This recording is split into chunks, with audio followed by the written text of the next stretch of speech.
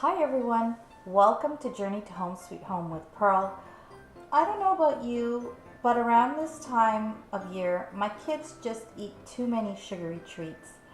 And by the time Christmas holidays roll around, they're sick.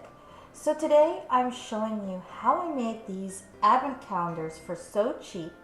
The best thing is they are reusable, they are recyclable, and you can put anything you want in them, so you don't have to put chocolates and candies. You can put whatever you want. So you'll need empty paper towel rolls. I saved these up because I knew I would be doing this DIY, but you can also pull out the rolls from the paper towels. Next, you'll need gift wrap of your choice. I went with this metallic one. You'll need scissors and some school glue. If you want to mount yours, you'll need a sheet of foam board, a glue gun, and lots of glue sticks. You can also skip this step and use a basket or tray to hold your advent calendar. So first thing you'll want to do is cut your paper towel rolls into thirds. You can measure this out or just eyeball it. They don't all have to be the same size, and I think that makes it more interesting to look at.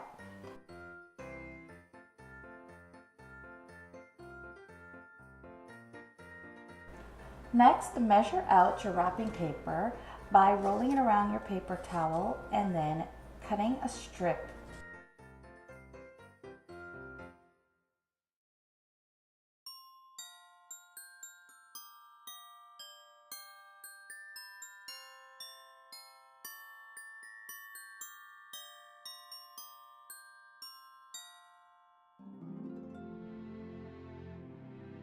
Then measure out your width of your paper towel. You can mark this with a pencil, but I just decided to eyeball it.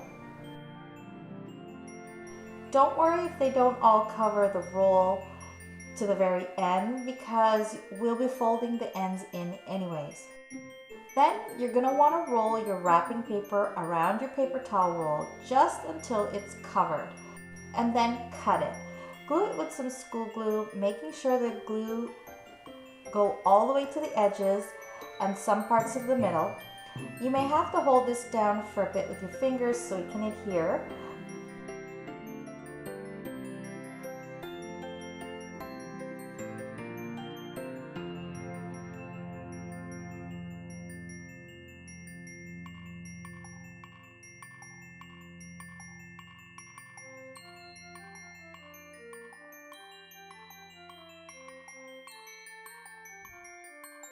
Then put it aside and let it dry.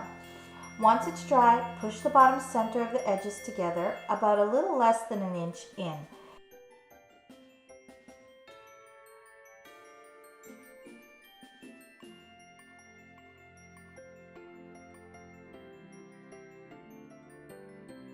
And there you go.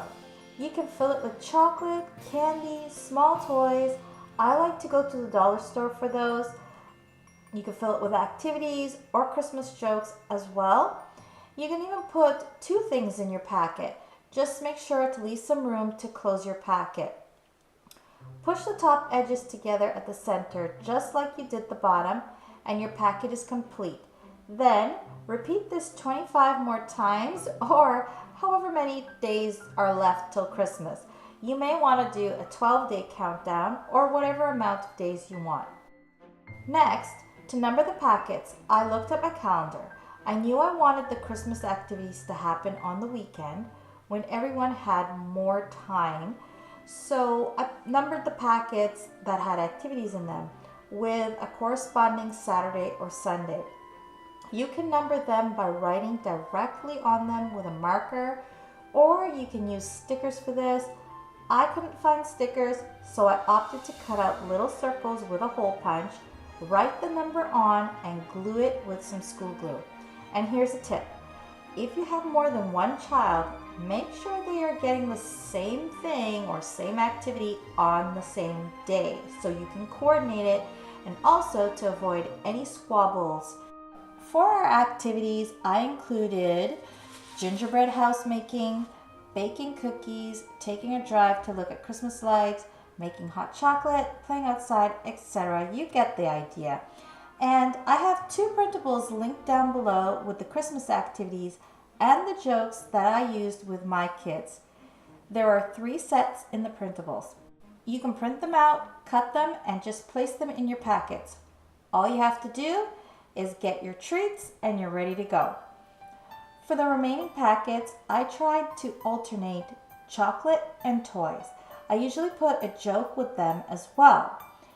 Then, lastly, and this part is optional, hot glue your packets to the foam board in a random order, being careful not to put 2 days in a row that are around each other. If you want to have a more planned approach, you can plan it out on your calendar beforehand. To finish off your advent calendar, you can add washi tape to the edges. I use the solid colored sparkly washi tape, and I think it gives it a festive look without distracting from the wrapping paper. Alternatively, you can do the same thing by placing them in a serving tray, a baking tray, or even placing them in a basket and have your kids look for them that way. So I think these are a great way to control the amount of sugar your kids intake this holiday season, but there's still so much fun for them.